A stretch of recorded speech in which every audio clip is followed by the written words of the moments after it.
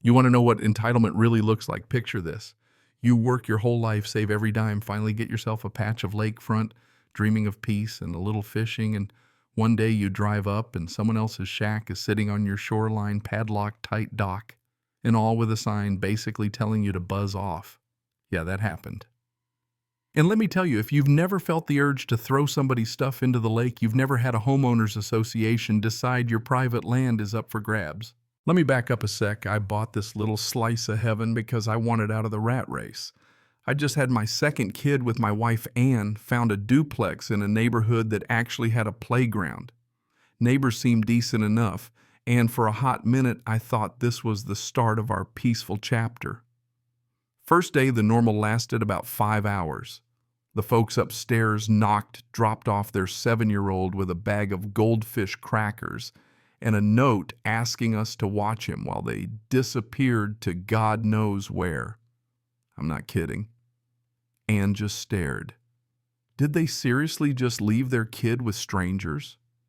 Yeah, welcome to the suburbs, right? Turns out these upstairs neighbors weren't just thoughtless. They were a disaster in surround sound. Old Mr. Wilson, who fixed bikes for fun, gave me the heads up first. Those folks up there, nothing but trouble, he said, wiping chain grease off his hands. Traffic parties yelling every night. I didn't want to believe him, but pretty soon I was the one yelling up the stairs at 2 in the morning. We have infants here. Could you keep it down? Their answer, mind your own business. It's Friday night. And our landlord, useless. As long as they paid rent, he didn't care if they hosted a rodeo on the roof. Summer rolled in, and that's when everything flipped.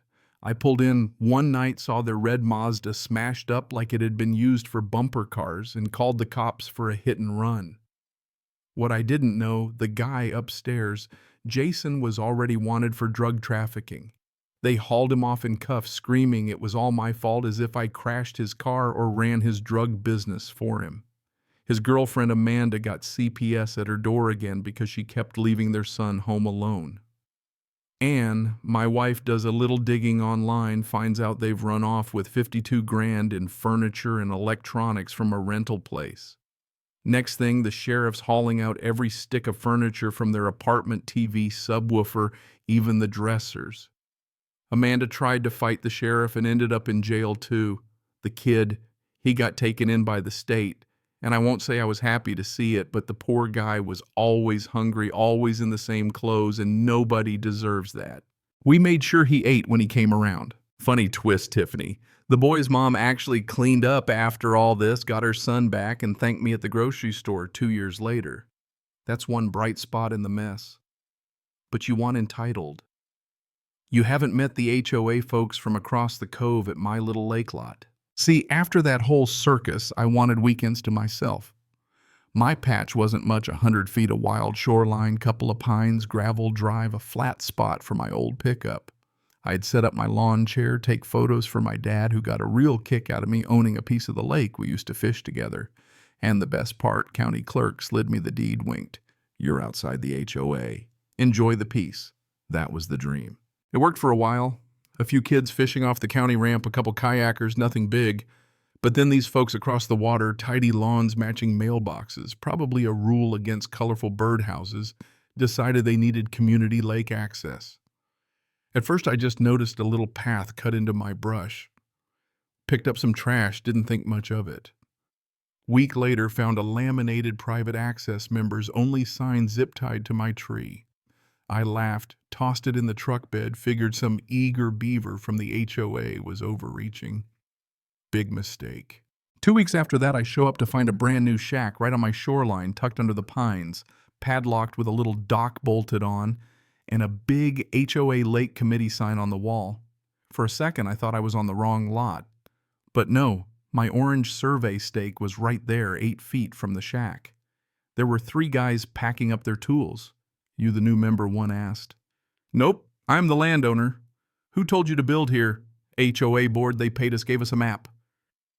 Did they have a permit? Said it was accessory, didn't need one. Sorry, wrong answer. This county doesn't let you sneeze near the water without a permit. Right then, here comes the HOA rep, clipboard, bright windbreaker, all confidence. She starts in with, We can help you understand how this benefits you. Oh, it benefits me. No, thanks, lady. She tries to tell me their amended plat shows a community access corridor across my land that I should join. It's very affordable, maintenance included. All I asked was to see the recorded easement. She didn't have it, of course. That's when I called the sheriff. The deputy shows up, looks at the shack, looks at my deed, walks the line with me. Shack's deep on my side. He tells the HOA rep if she or her crew step foot here again, they're trespassing. She tries to argue. He shrugs. Take it to civil court. So I do. Right after that, I'm down at the county office. The planner doesn't even let me finish before he groans already knows the HOA by reputation. GIS map says it plain as day. My parcel, no easements, no overlays, nothing. He tells me to file complaints, get a new survey, call the DNR, and keep every scrap of paperwork. So that's what I do. Binder copies, emails, the works. Real estate attorney gets involved, tells me I've got a slam dunk trespass and timber case cut trees, unpermitted dock, the whole deal. Judge grants a restraining order faster than I can brew a pot of coffee. HOA can't use the shack or doc can't step on my land. That should be the end, right? Nope.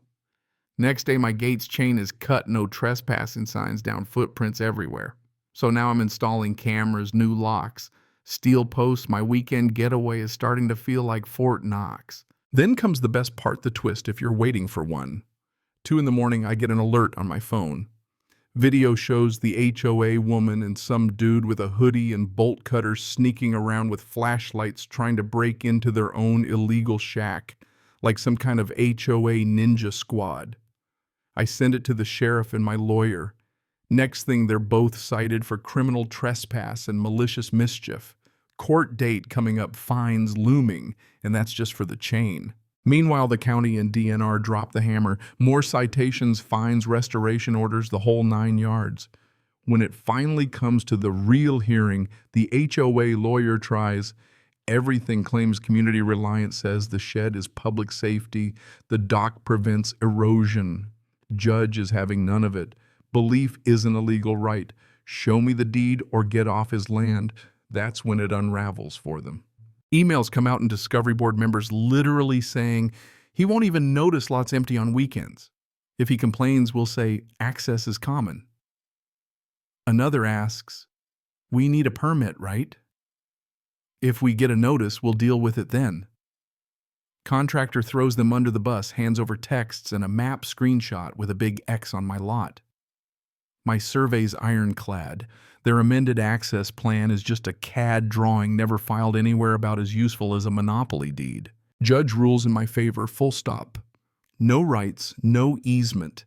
Every board action was willful, which means treble damages for the 6 pines they cut. All in between damages, legal fees. Survey regrading new gate lost summer. The HOA owes me almost $30,000, a public letter to every member declaring they have 0 rights over my lot, and the board president's resignation. DNR, fine lands, next code enforcement makes them fix the shoreline, and the criminal trespass charge gets the HOA woman and her sidekick a fine and a deferred sentence. No jail, but they can't set foot on my grass again.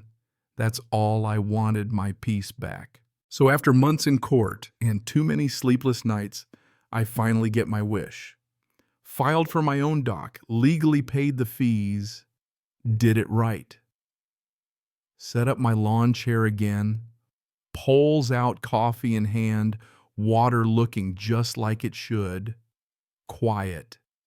New sign says plain and simple, private property, not HOA. And you know what?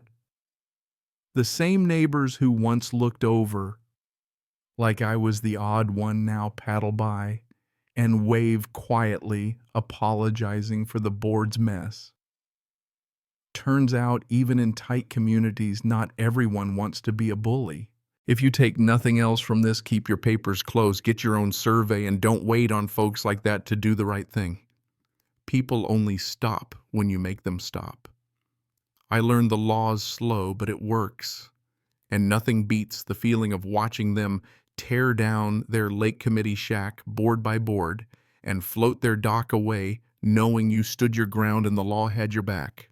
Let me ask you, what would you have done in my shoes? Ever had a neighbor or an HOA try something this crazy? Drop your story or your 2 cents below. Tell me where you're watching from, and let's talk about what justice really looks like. If you stuck with me to the end, thanks, and if you're ever fishing on the right side of the law, I'll save you a chair.